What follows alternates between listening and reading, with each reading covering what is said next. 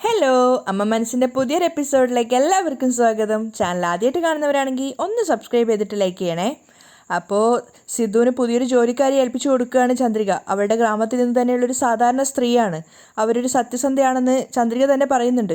അത് കേട്ടപ്പോൾ സിദ്ധുവും പറയാണ്, എന്തായാലും ചന്ദ്രിക തന്നെ സർട്ടിഫിക്കറ്റ് തന്നല്ലോ, ഇനി പ്രത്യേകിച്ച് ഒരു ഇൻ്റർവ്യൂവിൻ്റെ കാര്യമില്ല, വാ ഇപ്പം തന്നെ ജോലിക്ക് കയറാം എന്ന് പറഞ്ഞുകൊണ്ട് ആ സ്ത്രീയെയും കൂട്ടിക്കൊണ്ട് സിദ്ധാർത്ഥ അകത്തേക്ക് പോവാണ്. അപ്പോൾ ജാനകി അവിടെ ഇരിപ്പുണ്ടായിരുന്നു. ജാനകിയുടെ അടുത്ത് പോയിട്ട് സിദ്ധു അവരെ പരിചയപ്പെടുത്തി കൊടുക്കുന്നുണ്ട്. അമ്മ, വീട്ടുജോലിക്ക് ഒരാളെ ആവശ്യമുണ്ടെന്ന് പറഞ്ഞിരുന്നില്ലേ?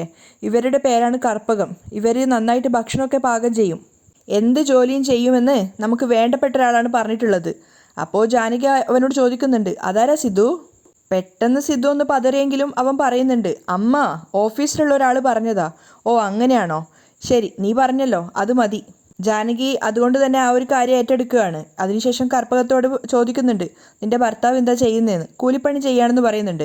അപ്പോൾ മക്കളുണ്ടോയെന്ന് ചോദിക്കുന്ന സമയത്ത് 3 പെൺകുട്ടികളാണെന്നും പറയുന്നുണ്ട്. ലീവ് എടുക്കാതെ ദിവസവും ജോലിക്ക് വരണം, വീട് നിന്റെ വീടാണെന്ന് കരുതിയിട്ട് ദിവസവും തുടച്ച് വൃത്തിയാക്കുകയൊക്കെ വേണം. ജാനകി ഓരോരോ കാര്യങ്ങൾ കർപ്പകത്തിന് പറഞ്ഞു കൊടുക്കുകയാണ്. കർപ്പകാണെങ്കിൽ ജാനകി പറയുന്നതൊക്കെ ശ്രദ്ധയോടെ കേട്ട് അതിനൊക്കെ സമ്മതം അറിയിക്കുന്നുമുണ്ട്. അപ്പോൾ ജാനകി പറയുന്നുണ്ട്, വീട്ടിലുള്ള എല്ലാവരുടെയും ടേസ്റ്റ് എന്താണെന്ന് മനസ്സിലാക്കിയിട്ട് വൃത്തിക്ക് വേണം ഭക്ഷണം ഉണ്ടാക്കാൻ. ശരി മാഡം, നിങ്ങൾ എങ്ങനെയാണോ വിചാരിക്കുന്നത് അതുപോലെ തന്നെ ഞാൻ പാചകം ചെയ്യും. കർപ്പകം ജാനകിക്ക് വാക്ക് കൊടുക്കുകയാണ്. അത് കേട്ടപ്പോൾ സിദ്ധാർത്ഥം പുഞ്ചിരിക്കുന്നുണ്ടായിരുന്നു. ശരി, അങ്ങനെയാണെങ്കിൽ നാളെ തൊട്ട് ജോലിക്ക് വന്നോളൂ. അങ്ങനെ കർപ്പക അവരോട് രണ്ടുപേരോട് യാത്ര പറഞ്ഞിട്ട് അവിടുന്ന് പോവുകയാണ്. പിറ്റേന്ന് മുതൽ കർപ്പകൻ രാവിലെ തന്നെ ജോലിക്ക് വന്നിട്ടുണ്ടായിരുന്നു. ചന്ദ്രിക ചെയ്യാറുള്ളത് പോലെ തന്നെ അതിരാവിലെ മുറ്റമൊക്കെ അടിച്ചിട്ട് ആദ്യം കോലം വരയ്ക്കുകയാണ് ചെയ്യുന്നത്. അതിനുശേഷം വീട്ടിലുള്ളവർക്കൊക്കെ ചായ എടുത്ത് കൊടുക്കുന്നുണ്ടായിരുന്നു. ആദ്യം സിദ്ധാർത്ഥനാണ് കൊണ്ടുപോയി കൊടുത്തത്, പിന്നീട് ജാനകിക്കും വാസുവിനും കൊടുക്കുകയാണ്. അവർ 3 പേരും ചായ കുടിച്ചു നോക്കുന്ന സമയത്ത് ചായ നല്ല ടേസ്റ്റ് ഉണ്ടായിരുന്നു. അതുകൊണ്ട് തന്നെ അവർ പരസ്പരം മുഖത്തോട് മുഖം നോക്കിയതിന് ശേഷം ജാനകി വാസുവിനോട് പറയുന്നുണ്ട്, കർപ്പകൻ നന്നായിട്ട് ഈ ടേസ്റ്റോട് കൂടിയാണല്ലേ ചായ ഉണ്ടാക്കിയിരിക്കുന്നത്. വാസു അത് സമ്മതിക്കുകയാണ്. കർപ്പകാണെങ്കിൽ ചന്ദ്രികയെ കൊണ്ട് പറഞ്ഞ പോലെ തന്നെ ഒരു നിമിഷം പോലും വെറുതെ നിൽക്കാതെ ഓരോരോ ജോലികൾ ചെയ്തുകൊണ്ടേയിരിക്കുകയാണ്. കർപ്പകത്തിനെ കുറിച്ചിട്ട് ജാനകി നല്ലൊരു സർട്ടിഫിക്കറ്റ് കൊടുക്കുന്നത് കേട്ടപ്പോൾ തന്നെ സിദ്ധുവിനും സന്തോഷമായിട്ടുണ്ടായിരുന്നു. കർപ്പകാണെങ്കിൽ ഒന്നൊഴിയാതെ ഓരോരോ ജോലികൾ ചെയ്തുകൊണ്ടിരിക്കുകയാണ്. എല്ലാവർക്കും കോഫിയൊക്കെ കൊടുത്തതിന് ശേഷം വീടൊക്കെ തുടച്ച് വൃത്തിയാക്കുന്നുണ്ടായിരുന്നു. അതൊക്കെ ജാനകി ശ്രദ്ധയോടെ വീക്ഷിക്കുന്നുണ്ടായിരുന്നു. അത് സിദ്ധുവിനും മനസ്സിലായിട്ടുണ്ട്. അവൻ അപ്പം തന്നെ പുഞ്ചിരിക്കുകയാണ്. കാരണം കർപ്പകത്തിന് അമ്മയ്ക്ക് ഇഷ്ടപ്പെട്ടു എന്നുള്ളത് അവന് മനസ്സിലാവുന്നുണ്ട്. വീടൊക്കെ വൃത്തിയാക്കിയതിന് ശേഷം കർപ്പകൻ അവർക്കുള്ള ബ്രേക്ക്ഫാസ്റ്റ് ഉണ്ടാക്കിയിട്ടുണ്ടായിരുന്നു. അവർ 3 പേരും ഒന്നിച്ചു തന്നെയാണ് കഴിക്കാനിരുന്നത്. ആ സമയത്ത് ഭക്ഷണം കഴിച്ചുകൊണ്ട് ജാനകി വാസുവിനോട് പറയുന്നുണ്ട്, കുഴപ്പമില്ല, കർപ്പകൻ നന്നായിട്ട് തന്നെ ഭക്ഷണമൊക്കെ ഉണ്ടാക്കുന്നുണ്ട്, നന്നായിട്ട് വീട്ടുജോലിയും ചെയ്യുന്നുണ്ട്. അമ്മ ഒരു ക്രെഡിറ്റ് കൊടുത്ത് കേട്ടപ്പോൾ സിദ്ധാർത്ഥ് മനസ്സിൽ വിചാരിക്കുകയാണ്, ചന്ദ്രിക ഒരു ജോലിക്കാരി അയച്ചു കഴിഞ്ഞാൽ അത് വെറുതെ ആവുമോ? അവൾ വെറുതെ അങ്ങനെ ആർക്കെങ്കിലും ഗുഡ് സർട്ടിഫിക്കറ്റ് കൊടുക്കുമോ എന്നൊക്കെ സിദ്ധു പുഞ്ചിരിച്ചുകൊണ്ട് ചിന്തിക്കുകയാണ്. ആ സമയത്ത് ചന്ദ്രിക അവളുടെ വീട്ടിലാണ് ഉണ്ടായിരുന്നത്. അപ്പോൾ സിദ്ധു അങ്ങോട്ടേക്ക് പോയിട്ട് ചന്ദ്രികയോട് കാര്യങ്ങൾ പറയാണ്. ചന്ദ്രിക, കർപ്പകത്തെ അമ്മയ്ക്ക് നന്നായിട്ട് ഇഷ്ടപ്പെട്ടു. അവർ നന്നായിട്ട് ഭക്ഷണം പാകം ചെയ്യുന്നുണ്ട്, വീടൊക്കെ നന്നായിട്ട് വൃത്തിയാക്കുന്നുണ്ട്, അമ്മയെ നന്നായിട്ട് കെയർ ചെയ്യുന്നുണ്ട്. അപ്പോൾ ചന്ദ്രികയും പുഞ്ചിരിച്ചുകൊണ്ട് പറയാണ്, ജാനകി അമ്മയ്ക്ക് ഇഷ്ടപ്പെട്ടോ? അത് തന്നെ ധാരാളം സർ. താങ്ക്സ് ചന്ദ്രിക. സിദ്ധാർത്ഥ് പറഞ്ഞപ്പോൾ ചന്ദ്രിക പറയുന്നുണ്ട്, താങ്ക്സ് ഒക്കെ എന്തിനാണ് സർ, നിങ്ങൾ ജോലി കൊടുത്തിട്ട് ഒരു കുടുംബത്തിന് ജീവിക്കാനുള്ള വരുമാനമാണ് കൊടുക്കുന്നത്, ഞാനാണ് നിങ്ങൾക്ക് നന്ദി പറയേണ്ടത്. അത് കേട്ടപ്പോൾ സിദ്ധു പുഞ്ചിരിക്കുകയാണ്. ശരി, നീ നിന്റെ ജോലി ചെയ്തോളൂ, പിന്നീട് കാണാം എന്ന് പറഞ്ഞിട്ട് സിദ്ധാർത്ഥ് അവിടുന്ന് പോവുകയാണ്. ജാനകി അവരുടെ അലമാരയൊക്കെ വാരി വലിച്ചിട്ടുകൊണ്ടേയിരിക്കുകയാണ്. ഡ്രസ്സുകളൊക്കെ നിലത്തേക്ക് ഇട്ടുകൊണ്ടിരിക്കുകയാണ്. അപ്പോഴാണ് ആരതി അങ്ങോട്ടേക്ക് വരുന്നത്. അപ്പോൾ ആരതി അമ്മയോട് ചോദിക്കുന്നുണ്ട്, അമ്മ, എന്തിനാ ഇങ്ങനെ അലമാര മൊത്തം വാരി വലിച്ചിട്ടിരിക്കുന്നത്? എന്താ പ്രശ്നം, എന്താ കാണാത്തത്? അപ്പോൾ ജാനകി ടെൻഷനോട് പറയാണ്, എടി, അലമാരയിൽ വെച്ചിരിക്കുന്ന എൻ്റെ ഡയമണ്ടിൻ്റെ നെക്ലേസ് കാണുന്നില്ല, നീ എടുത്തിട്ടുണ്ടായിരുന്നോ? ഞാൻ എന്തിനാ അമ്മയുടെ നെക്ലേസൊക്കെ എടുക്കുന്നത്? അതൊക്കെ പണ്ടത്തെ മോഡൽ ഫാഷനാണ്, എനിക്ക് അങ്ങനത്തെ ഒന്നും ഇഷ്ടമല്ല എന്ന് അമ്മയ്ക്ക് അറിയാവുന്നതല്ലേ. അയ്യോ, അത് 20 പവൻ്റെ ചെയിനാടി, അതിൻ്റെ അകത്തുള്ള ഓരോ മോഡലും ഡയമണ്ടിലുള്ളതാണ്, അതിൻ്റെ ഒരു മതിപ്പ് വില 10 ലക്ഷം രൂപയോളം ആവും. അത് കേട്ടതും ആരതി തന്നെ ഷോക്കാകാണ്. അമ്മ, ശ്രദ്ധയോടെ നോക്ക്, എവിടെയെങ്കിലും ഉണ്ടാവും, ഈ കയ്യിലിരിക്കുന്ന ബാഗിലോ അല്ലെങ്കിൽ അലമാരക്കകത്ത് തന്നെ കാണും. ഇല്ല മോളെ, ഞാൻ എല്ലായിടത്തും നോക്കി, ഇനി നീ തന്നെ നോക്ക്. ജാനകി ടെൻഷനോടെയാണ് പറയുന്നത്. അപ്പോൾ ആരതിയും അമ്മ നോക്കിയ സാധനങ്ങൾ തന്നെ വീണ്ടും വീണ്ടും റിപ്പീറ്റായിട്ട് നോക്കിക്കൊണ്ടിരിക്കുകയാണ്. ഇതിലെവിടെയെങ്കിലും വെച്ചിട്ടുണ്ടോ? ഇല്ല മോളെ, അതിലൊന്നും ഇല്ല. ജാനകി വീണ്ടും വീണ്ടും ടെൻഷനായിട്ടാണ് പറയുന്നത്. അലമാര മൊത്തം നോക്കിയതിന് ശേഷം ആരതിയും സങ്കടത്തോടെ പറയാണ്, അത് ഇവിടെ എവിടെയും കാണുന്നില്ല അമ്മ. അത് കേട്ടപ്പോൾ ജാനകി ടെൻഷനോട് പറയുന്നുണ്ട്, അയ്യോ, അതെൻ്റെ ഭാഗ്യമായിട്ടുള്ള ചെയിനായിരുന്നു. 20 പവൻ എവിടെ കൊണ്ടുപോയാൽ കളഞ്ഞതെന്ന് എനിക്ക് മനസ്സിലാവുന്നില്ലടി. അപ്പോൾ ആരതി പറയുന്നുണ്ട്, അമ്മ ആലോചിച്ച് നോക്ക്, വേറെ എവിടെയെങ്കിലും വെച്ചിട്ടുണ്ടോ? ഇല്ല, ഞാൻ ഇവിടെ തന്നെയാണ് വെച്ചത്. ജാനകി വീണ്ടും വീണ്ടും ആവർത്തിക്കുകയാണ്. അപ്പോഴാണ് അവർ രണ്ടുപേരും തമ്മിലുള്ള ബഹളവും സംസാരമൊക്കെ കേട്ടിട്ട് സിദ്ധു അങ്ങോട്ടേക്ക് വരുന്നത്. സിദ്ധു അവരോട് ചോദിക്കുന്നുണ്ട്, എന്താ പറ്റിയത്? ഇതെന്തിനാ അലമാര മൊത്തം വാരി വലിച്ചിട്ടിരിക്കുന്നത്? അല്ല, അമ്മക്കെന്താ ഇത്ര അധികം ടെൻഷൻ? അപ്പോഴാണ് സിദ്ധാർത്ഥനോട് ആരതി പറയുന്നത്, അമ്മയുടെ ഒരു ഡയമണ്ടിൻ്റെ നെക്ലേസ് കാണുന്നില്ലേട്ടാ.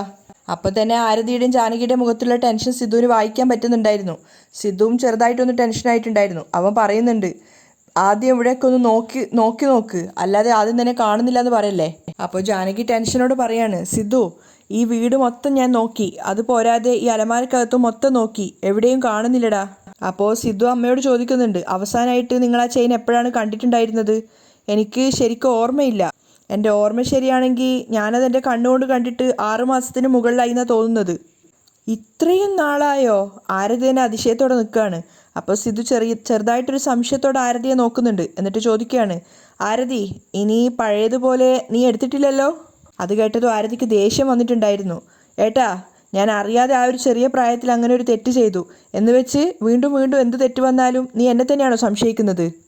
എൻ്റെ മേൽ സത്യം, ഞാൻ ആ ചെയിൻ എടുത്തിട്ടില്ല, മതിയോ? സിദ്ധാർത്ഥ് ഇങ്ങനെ സംശയത്തോടെ നിൽക്കുകയാണ്. അപ്പോൾ ജാനകി ടെൻഷനോട് പറയുന്നുണ്ട്, സിദ്ധു, പോയിട്ട് അച്ഛനെ കൂട്ടിയിട്ട് വാ, ഒരുപക്ഷെ അദ്ദേഹം അത് എടുത്തിട്ട് മറ്റെവിടെയെങ്കിലും മാറ്റി വെച്ചിട്ടുണ്ടോ എന്ന് ചോദിച്ചു നോക്കാം. ശരി അമ്മ, ഞാൻ അദ്ദേഹത്തെ വിളിച്ചു കൂട്ടിക്കൊണ്ടുവരാം എന്ന് പറഞ്ഞിട്ട് സിദ്ധാർത്ഥ് പോയിട്ട് വാസുവിനെ കൊണ്ടുവരികയാണ്. വാസു അകത്തെത്തിയ സമയത്ത് ജാനകി ടെൻഷനോട് ചോദിക്കുകയാണ്, ഏട്ടാ, എൻ്റെ ഡയമണ്ടിൻ്റെ ഒരു നെക്ലേസ് കാണുന്നില്ല, അത് നിങ്ങൾ എവിടെയെങ്കിലും കണ്ടതായിട്ട് ഓർക്കുന്നുണ്ടോ? അത് കേട്ടതും വാസു ആകെ ഒന്ന് ഞെട്ടിയിട്ടുണ്ടായിരുന്നു. പക്ഷെ അയാളത് പുറത്ത് പ്രകടിപ്പിക്കാതെ നിൽക്കുകയാണ്. മാത്രമല്ല, അയാൾ മനസ്സിൽ ചിന്തിക്കുന്നുണ്ട്, അതിവൾ എടുത്തു വരെ നോക്കാത്തത് കൊണ്ടാണ് ആ ചെയിൻ ഞാൻ എടുത്തു കൊണ്ടുപോയിട്ട് ജ്യോതിക്ക് കൊടുത്തത്. പക്ഷേ ആ ചെയിൻ കാണാതായത് ജാനകിക്ക് മനസ്സിലായിരിക്കുകയാണ്. ഇനി എങ്ങനെയാണ് ഞാൻ രക്ഷപ്പെടുക? അയാൾ ആകെ കൺഫ്യൂഷനായിട്ട് നിൽക്കുകയാണ്. അപ്പോൾ ജാനകി വീണ്ടും ചോദ്യം ആവർത്തിക്കുന്നുണ്ട്, ഏട്ടാ, നിങ്ങളോടാ ചോദിച്ചത്, നിങ്ങൾ ആ ചെയിൻ എപ്പോഴെങ്കിലും എടുത്തിട്ടുണ്ടായിരുന്നോ? ജാനകി, നിന്റെ ചെയിൻ എന്തിനാണ് ഞാൻ എടുക്കുന്നത്? ബ്യൂറോയിൽ തന്നെ കാണും, നീ നന്നായിട്ട് നോക്ക്. അയാൾ ഒന്നും അറിയാത്ത നിഷ്കളങ്ക ഭാവത്തിൽ പറയാണ്. അപ്പോൾ ജാനകി പറയുന്നുണ്ട്, ഞാൻ നന്നായിട്ട് നോക്കി, ബ്യൂറോൻ്റെ അകത്തും ഇല്ല, മാല വെച്ചിരിക്കുന്ന ആ ഒരു ബോക്സിലും ഇല്ല. തീർച്ചയായിട്ടും ആ ചെയിൻ ആരോ മോഷ്ടിച്ചിരിക്കുകയാണ്. വാസുവിനാണെങ്കിൽ അത് കേട്ടപ്പോൾ തന്നെ ടെൻഷൻ ആവുന്നുണ്ട്. അയാളിങ്ങനെ നെഞ്ചിൽ കൈവെക്കുകയാണ്. കറക്റ്റായിട്ട് കണ്ടുപിടിച്ചല്ലോ. ഇനിയിപ്പോൾ ആരുടെ മേൽ കുറ്റം ചാർത്തിയിട്ടാണ് തൽക്കാലം ഒന്ന് രക്ഷപ്പെടുക? അയാളിങ്ങനെ ആലോചിച്ചുകൊണ്ടിരിക്കുകയാണ്. അപ്പോഴാണ് അയാളുടെ മനസ്സിൽ കർപ്പകത്തിൻ്റെ മുഖം ഓർമ്മ വരുന്നത്. ഇപ്പോൾ പുതിയതായിട്ട് ഇവിടെ വന്നിരിക്കുന്നത് ജോലിക്കാരി കർപ്പകാണ്. കൂടുതലായിട്ടൊന്നും ആലോചിക്കാതെ അവൾക്ക് മേലെ തന്നെ കുറ്റം ചാർത്താം, വാസു മനസ്സിൽ നിശ്ചയിക്കുകയാണ്.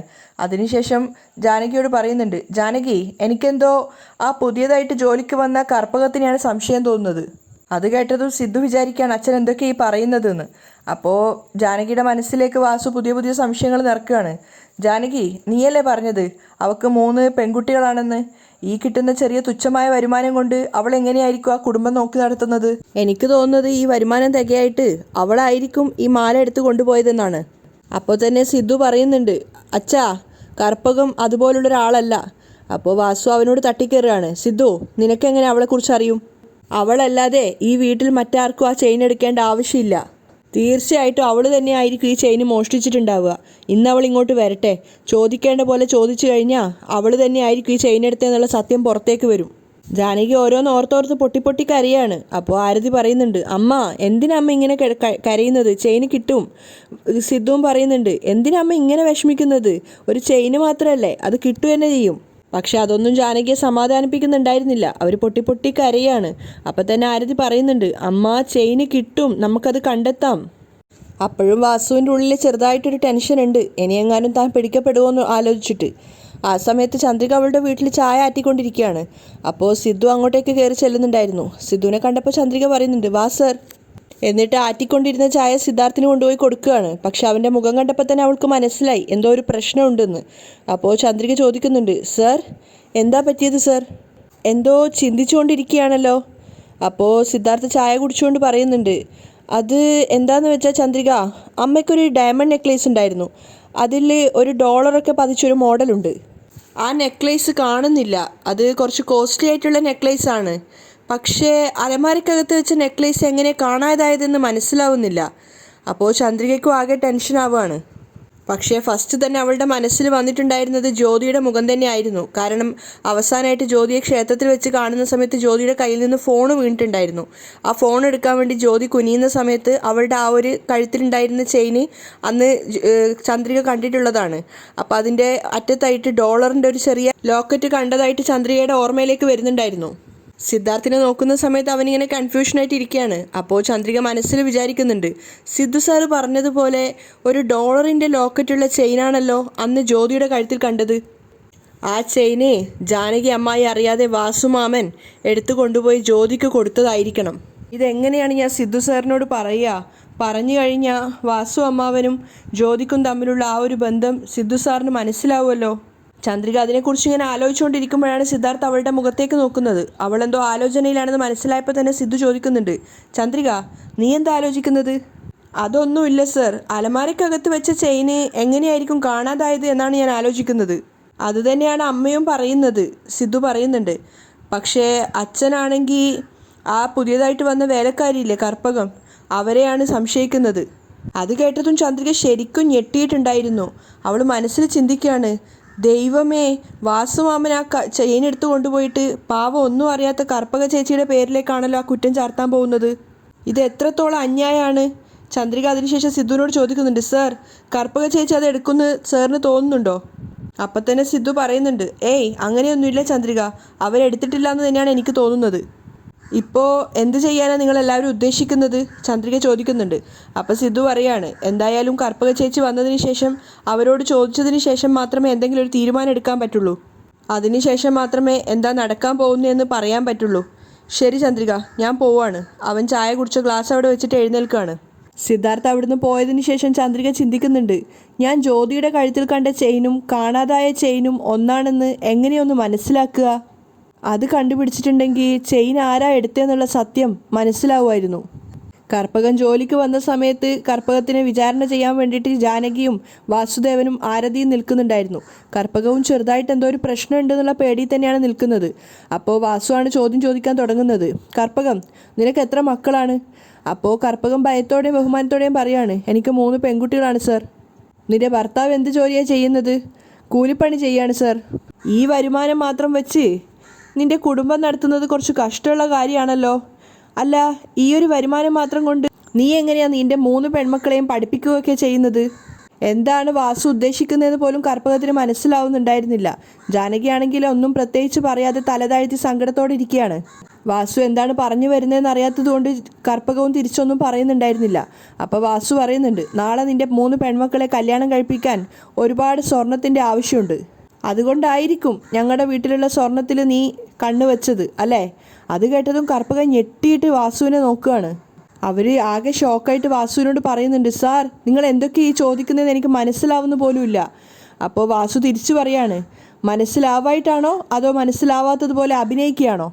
കർപ്പകത്തിന് ശരിക്കും വല്ലാത്ത സങ്കടം വന്നിട്ടുണ്ടായിരുന്നു. അവർ ജാനകിയോട് ചോദിക്കുകയാണ്, എന്താ മേഡം ഇത്, സാർ എന്താ ഇങ്ങനെയൊക്കെ ചോദിക്കുന്നത്?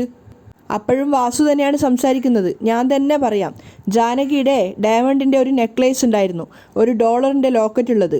അത് നീ മോഷ്ടിച്ചിട്ട് എവിടെയാണ് കൊണ്ടുവച്ചത്? അത് കേട്ടതും ചെയ്യാത്ത തെറ്റ് ചെയ്ത ആ ഒരു സങ്കടത്തിൽ വായ് പൊത്തി നിന്നു പോവുകയാണ് കർപ്പകം. അപ്പോൾ വാസു പറയുന്നുണ്ട്, മര്യാദയ്ക്ക് പറഞ്ഞോ, എവിടെയാണ് കൊണ്ടുപോയി വെച്ചിട്ടുള്ളത്? അപ്പോൾ കർപ്പകം പറയാണ്, എന്തൊക്കെയാണ് സാർ ഈ പറയുന്നത്? എൻ്റെ വായും മനസ്സും അറിയാത്ത കാര്യങ്ങളൊക്കെ എൻ്റെ മേൽ പഴിചാരിയാണോ? നിങ്ങൾ പറഞ്ഞതുപോലെ ഞാൻ ഒരു ചെയിനും മോഷ്ടിച്ചിട്ടില്ല. അങ്ങനെയുള്ള ഒരു കള്ളത്തരോ മോഷണമുള്ള ഒരാളല്ല സാർ ഞാൻ. അവരറിയാതെ കരഞ്ഞു പോകുന്നുണ്ടായിരുന്നു. അപ്പോൾ ജാനകി പറയുന്നുണ്ട്, ഇങ്ങോട്ട് നോക്ക് കർപ്പകം, ഒരുപക്ഷെ എന്തെങ്കിലും ഒരു ആഗ്രഹത്തിൻ്റെ മോൾ നീ ആ ചെയിൻ എടുത്തിട്ടുണ്ടാവും. അങ്ങനെ എടുത്തിട്ടുണ്ടെങ്കിൽ മര്യാദയ്ക്ക് അത് തിരിച്ചു തന്നേക്ക്, അല്ലെങ്കിൽ പ്രശ്നം വേറെ രീതിയിലാവും. കർപ്പകത്തിന് കരച്ചിൽ നിയന്ത്രിക്കാനാവുന്നുണ്ടായിരുന്നില്ല. അവർ കരഞ്ഞുകൊണ്ട് ജാനകിയോട് പറയാണ്, എന്തൊക്കെയാണ് മേഡം നിങ്ങളിങ്ങനെ പറയുന്നത്? നിങ്ങൾ തന്നെ ഇങ്ങനെ പറയുകയാണോ? കരഞ്ഞുകൊണ്ട് കർപ്പകം പറയുന്നുണ്ട്, സത്യമായിട്ടാണ് ഞാൻ പറയുന്നത്. നിങ്ങൾ പറഞ്ഞ ഈ ഒരു ചെയിൻ ഞാൻ എൻ്റെ കണ്ണുകൊണ്ട് പോലും കണ്ടിട്ടില്ല. ആ ചെയിൻ ഞാൻ എടുത്തിട്ടില്ല മാഡം. അപ്പോൾ വാസു പരിഹസിക്കുകയാണ്, മോഷ്ടിച്ചവർ ഇതുവരെ മോഷ്ടിച്ചു എന്നുള്ളത് എവിടെയും വിളിച്ചു പറഞ്ഞിട്ടില്ല. ഇങ്ങോട്ട് നോക്ക് കർപ്പകം, നീ തന്നെ ആ ചെയിൻ തിരിച്ചു തരികയാണെങ്കിൽ അത് നിനക്ക് നല്ലതിനായിരിക്കും. ഇല്ലെങ്കിൽ നീ വല്ലാതെ വിഷമിക്കും.